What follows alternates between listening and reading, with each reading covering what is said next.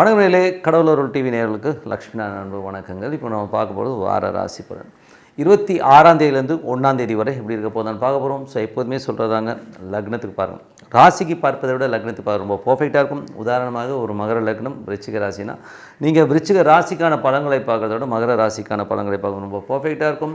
முதல்ல வர்றது பொது பலன்கள், அதுக்கப்புறம் தசாபுக்தி பலன்கள். உங்கள் ஜாதகத்தில் என்ன தசாபுக்தி அந்தரங்கள் வருதோ அதை நோட் பண்ணி வச்சு மிங்கிள் பண்ணி பார்க்க ரொம்ப பர்ஃபெக்டாக இருக்கும். வீடியோட எண்டில் டிப் ஆஃப் த வீக் இருக்குது, மறக்காமல் பாருங்கள். மகர ராசி. ஸோ மகர ராசிக்கு பார்த்திங்கன்னா உங்களது ராசி அதிபதி சனி 3ல் இருக்கும்போது நல்ல ஒரு ஏதாச்சும் பெருசாக பண்ணணும் அப்படிங்கிற எண்ணங்களை எல்லாமே கண்டிப்பாக தோணும். அதே மாதிரி சனி குருவுடைய ஸ்டாரில் போகும்பொழுது சில நேரம் கொஞ்சம் சின்ன சின்ன சோம்பேறித்தனங்கள் போகிறதுக்கான வாய்ப்புகளையும் நிறைய கொடுத்துருங்க.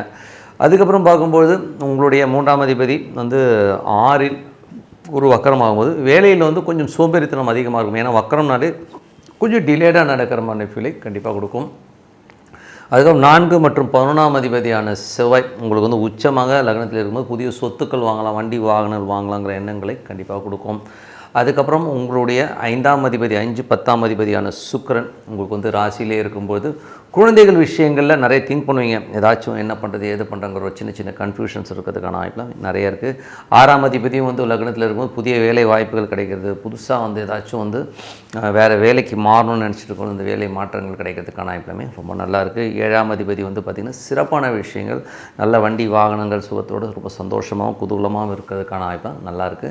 8ஆம் அதிபதி ராசியில் இருக்கும்போது தேவையில்லாத ஒரு பாசஸ்னால ஒரு சின்ன சின்ன டார்ச்சர்ஸு கவர்மெண்ட் சம்மந்தமான விஷயங்களும் கொஞ்சம் கேர்ஃபுல்லாக இருந்துக்கிறது ரொம்ப ரொம்ப நல்லது.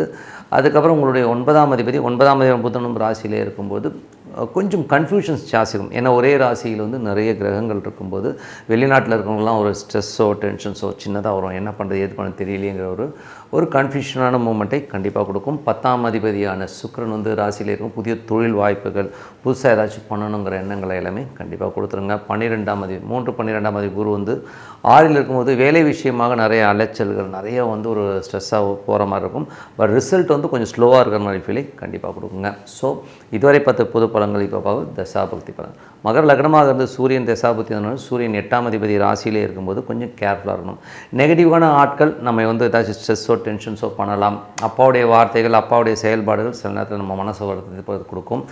கவர்மெண்ட் சம்மந்தமான விஷயங்கள் மேலதிகாரிகளால் கொஞ்சம் டென்ஷன்ஸோ ஸ்ட்ரெஸ்ஸஸோ வரதுக்கான வாய்ப்பில் ரொம்ப கவனமாக இருக்கணும். மகர லக்னமாக சந்திரன் தசாபுக்தி, சந்திரன் சிறப்பான விஷயங்கள், நல்ல ஏற்றங்கள், நல்ல லாபங்கள் வரதுக்கான வாய்ப்புமே அற்புதமாக இருக்குது. மகர லக்னமாக செவ்வாய் தசாபுக்தி, செவ்வாய் உச்சமாக உங்களுக்கு ராசியிலே இருக்கும்போது புதிய சொத்துக்கள், புதிய வண்டி வாகனங்கள் வாங்குகின்ற யோகங்கள் எல்லாமே அற்புதமாக இருக்குது. மகர லக்னமாக ராகு தசாபுக்தி, ராகு 2ல் இருக்கும்போது கொஞ்சம் பிரம்மாண்டமாக யோசிப்போம், பெரிய பெரிய பிளான், பெருசாக சம்பாதிக்கணுங்கிற எண்ணங்களை எல்லாமே கண்டிப்பாக கொடுத்துரும். மகர லக்னமாக குரு தசாபுக்தி, குரு பார்த்தா 3 மற்றும் 12ஆம் அதிபதியான குரு உங்களுக்கு 6ல் வக்கரமாக இருக்கும்போது நிறைய அலைச்சல்கள் இருக்கும். வேலை விஷயமாக நிறைய பிரயாணம் பண்ணுற மாதிரி சூழ்நிலை கொடுக்கும். பட் ரிசல்ட் மட்டும் கொஞ்சம் ஸ்லோவாக போகிற மாதிரி ஃபீலை கண்டிப்பாக கொடுக்குங்க. மகர லக்னமாக சனி தசாபுக்தி அந்தரங்கள். சனி பார்த்திங்கன்னா உங்களுக்கு 3ல் இருக்கும்போது 2, 3ஆம் அதிபதி பார்த்திங்கன்னா உங்களுக்கு 3 அதாவது ராசியில் இருக்கிறவங்க 2, 3க்கு அது சம்மந்தப்பட்டதுனாலே நிறைய கலகங்கள், சின்ன சின்ன கலகங்கள் ஏற்படுறதுக்கான வாய்ப்புகள் ரொம்ப கவனமாக இருக்கணும். நமக்கு தெரியாமல் கேமரா வைக்கிறது, மற்றவங்க நோட் பண்ணுறது மாதிரி ஃபீல்லாம் கண்டிப்பாக இருக்கும். அதுக்கப்புறம் மகர லக்னமாக புதன் தசாபுக்தி, புதன் பார்த்திங்கன்னா 6, 9ஆம் அதிபதி உங்களுக்கு ராசியிலே இருக்கும் புதிய தொழில் வாய்ப்புகள் கிடைக்கிறதுக்கான வாய்ப்புலாம் இருக்குது. சில பேர் வெளிநாடு போகணுங்கிற எண்ணங்களை எல்லாமே நிறைய ஏற்படுத்தும். பிரயாணம் போகணுங்கிற பிளான் எல்லாமே சூப்பராக சக்ஸஸ் ஆகிறதுக்கான வாய்ப்புலாம் நிறைய இருக்குது. அதுக்கு மகர லக்னமாக கேது தேசம், கேது 8ல் இருக்கும்போது ரொம்ப கவனமாக இருக்கணும். கொஞ்சம் லீகல் இஷ்யூஸ், கேசஸ் இந்த மாதிரி விஷயங்கள் எல்லாமே கொஞ்சம் கேர்ஃபுல்லாக இருக்கணும். பெண்கள் விஷயங்களில் ஏதாச்சும் ஸ்ட்ரெஸ்ஸஸோ டென்ஷன்ஸோ வரதுக்கான வாய்ப்புலாம் ரொம்ப கவனமாக இருக்கணும். மகர லக்னமாக இருந்து சுக்கிர தசாபுக்தி அந்தரங்கள். சுக்கிரன் பார்த்திங்கன்னா உங்களுக்கு என்ன மாதிரி விஷயங்களை பண்ண வரும்போது சுக்கிரன் 5, 10ஆம் அதிபதி ராசியில் இருக்கும் புதிய தொழில் வாய்ப்புகள் வருவதற்கான வாய்ப்புகள் எல்லாமே நிறைய இருக்குது. பட் இருந்தாலும் கொஞ்சம் யோசிக்கணும். ஏன்னா நிறைய கன்ஃபியூஷன்ஸ் இருக்கும். நிறைய கிரகங்கள் ஒரே இடத்துல இருக்கும்போது அந்த மாதிரி கன்ஃபியூஷன்ஸை கண்டிப்பாக இருக்குங்க. ஸோ மற்றபடி என்னை பொறுத்தவரை ஒரு நல்ல ஒரு பிரார்த்தனை கண்டிப்பாக நம்ம அடுத்த லெவல் போகிறதுக்கான ரொம்ப சிறப்பாக இருக்குது. Tip of the week. So tip of the வீக்கில் பார்த்திங்கன்னா இப்போ நம்ம பார்க்க போகிற விஷயங்கள் என்னென்னா, போன ஜென்மத்தில் பண்ண இந்த பாவ புண்ணியங்கள் இப்போது தொடருமா, நமக்கு அதனால் பாதிப்பு வருமாங்கிற விஷயத்தை தான் நம்ம பார்க்க போகிறோம்.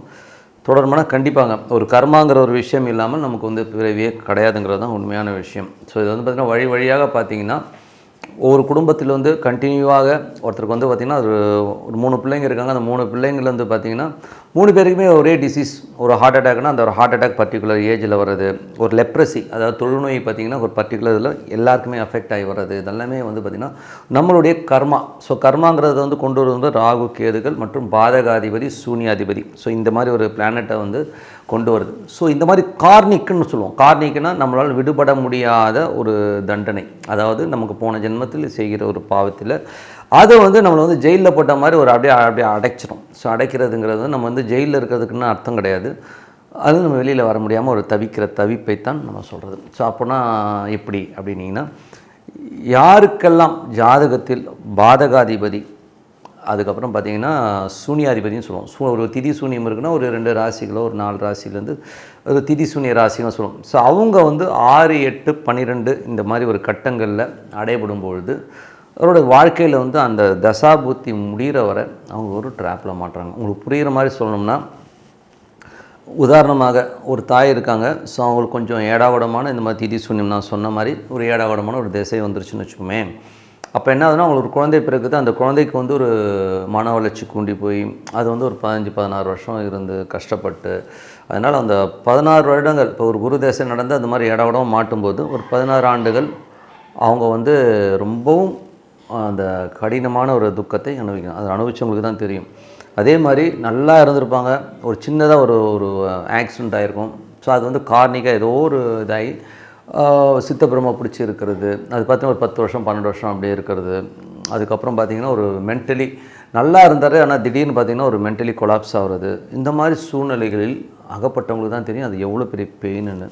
நல்லா நடந்துட்டு இருந்தாருங்க, நல்லா தான் இருந்தாங்க, திடீர்னு அப்படியே கொலாப்ஸ் ஆகிட்டாருங்க, என்னென்னே தெரியல அப்படின்னு. ஸோ இதெல்லாம் எப்படி உருவாகுதுன்னா, அவருடைய ஜாதகத்தில் எடுத்து பார்த்திங்கன்னா இந்த திதி சூனாதிபதி பாதகாதிபதி இந்த 6, 8, 12 தசை நடத்தும் போது இவங்களுக்கு வந்து அந்த மாதிரி நான் பேத்தட்டிக்கலி என்ன ஆகிடுதுன்னா, சில பேருக்கு வந்து கண்டினியூவாக பாதிக்குது. இப்போ எனக்கு தெரிஞ்ச ஒருத்தருடைய ஜாதகத்தில் ஒரு வாழ்நாளில் வந்து நான் பார்த்தவரை வந்து ஒரு 35 ஆண்டுகள்லாம் பார்த்திங்கன்னா அவருக்கு வந்து டோட்டலாகவே டிப்ரெஷன்ஸ் தான். ஸோ டோட்டலாகவே டிப்ரெஷனில் வந்து ஒருத்தன் 35 வருஷம் 40 வருஷம் இருக்கிறான்னா அவனுக்கு வந்து எப்படி இருக்குன்னு யோசிச்சு பாருங்கள். ஏன்னா வந்து எல்லா பிளானட்டுமே வந்து அந்த ஒரு வகைராலே போயிடுது. நம்ம கிளைண்ட்டு தான் அவர். ஸோ அந்த ஒரு இதிலே மாட்டும்போது அவரால் வெளியே வர முடியல.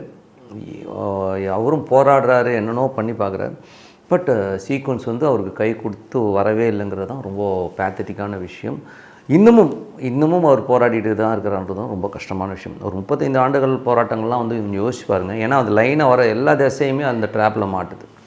ஸோ அதனால் வந்து இந்த மாதிரி ட்ராப்பில் இருக்கவங்க என்ன பண்ணலான்னா, மேக்ஸிமம் வந்து அவங்களுடைய விஷயங்கள் வந்து அதுக்குன்னு காசு பணம் வராமலோ கஷ்டப்படுவாங்க இந்த மாதிரிலாம் கிடையாதுங்க. இவங்க சேர்த்து வைக்கிறது இவங்க அனுபவிக்கிறது இல்லை, வேறு யாரோ எடுத்துகிட்டு போயிடுவாங்கிறது தான் உண்மையான விஷயம். இந்த பாதகாதிபதி திதி சூன்யாதிபதி நடக்கும் திசைகளில் ஒன்று இந்த மாதிரி ட்ராப்பில் போய் மாட்டி மன உளைச்சலை கொடுத்துரும். மன உளைச்சல் கொடுக்கலனா கூட இவங்க ஓடி ஓடி ஓடி ஓடி ராத்திரி பகலும் நான் பணம் சம்பாதிச்சு வச்சுருப்பாங்க. கடைசியில் பார்த்தா அந்த பேப்பர்லாம் பார்த்திங்கன்னா இன்னொருத்தர் எடுத்துகிட்டு போகிறது தான் மேட்ரு. ஸோ அதனால் நம்ம இருக்கும்போதே தான தர்மங்களை செய்ய பழகிக்கணும். இப்போ அந்த மாதிரி இருக்குன்னா யாரோ திதி சூன்யாதிபதி இந்த மாதிரி இருந்து ஒரு தசை நடக்கும்போது அந்த பர்டிகுலர் திதி வரும்போது தான தர்மங்களை கொஞ்சம் கொடுங்க. மற்றவங்களுக்கு கொடுக்கணும் மனசே வர மாட்டேங்குது நிறைய பேருக்கு. ஒரு இயற்கை நீதியே என்னென்னா, நீங்கள் கொடுத்தீங்கன்னா தான் அது வருங்கிறத வந்து முதல்ல புரிஞ்சிக்கணும். அது நிறைய பேர் புரிஞ்சிக்கிறதே கிடையாது. ஓகேங்களா? இப்போவும் பார்த்திங்கன்னா ஒரு சாதாரண கீரை விற்கிறவங்கலேருந்து ஒரு காய்கறி விற்கிறவங்கலேருந்து எல்லாருக்கிட்டையுமே பார்த்திங்கன்னா போய் பேரம் பேசுகிறது, போய் சூப்பர் மார்க்கெட்லேயோ இல்லை ஒரு பெரிய ஒரு கடையிலையோ ஒரு ஹோட்டலில் பெரிய ஒரு ஹோட்டல்லையோ போய்ட்டு நம்ம இப்போ 100 ரூபா தோசை 150 ரூபா தோசை 200 ரூபா தோசைனா கொடுத்துட்டு டிப்ஸு கொடுத்துட்டு வருவோம். ஆனால் கீரைக்கார மாட்டை 20 ரூபா வந்து பேரம் பேசுவோம். எவ்வளோ கொடுமையான விஷயம் பாருங்கள். அப்போது நம்ம வந்து மனதோடைய லெவல் அப்படி இருக்குது. எவ்வளோ கேவலமாக நடந்துக்கிறோங்கிறது வந்து நாமே கண்ணாடியில் பார்த்து துப்பிக்க வேண்டியதான். ஸோ அந்த மாதிரி தான் இருக்குது. ஸோ இதெல்லாம் மாற்றிக்கங்க. கொடுங்க. ஒரு 10 ரூபானா 20 ரூபா கொடுங்க. என்ன 10 ரூபா 20 ரூபாலாம் அவன் நம்ம மாடி வீட்டை கட்ட போகிறான், இல்லை உங்கள் சொத்தை எடுத்துகிட்டு போகிறான்.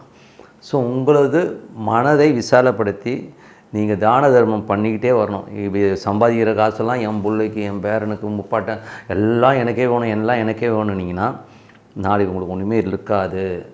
இதனால் நீங்கள் பாதிக்கப்படுறீங்கிறது தான். ஏன்னா அடித்து பிடுங்கிறதுலாம் இருக்குது. மற்றவங்க சொத்தெல்லாம் அடித்து பிடுங்கணும், ஒருத்தன் மாட்டானா அவனை மொட்டை அடிக்கணும் அப்படிலாம் நினைக்கிறவங்களாம் வந்து அவங்க சந்ததி மட்டும் இல்லை, இவனே அனுபவிக்கிறது கிடையாது. டோட்டலாக வந்து கோ டு த 30-40 வருஷம் கேஸ் நடந்ததெல்லாம் இருக்குது. ஸோ இந்த மாதிரிலாம் எடுத்து பார்த்தீங்கன்னா இவனும் அனுபவிதை மற்றவனையும் அனுபவிதை இவன் இருந்து செத்து போயிடுவான்.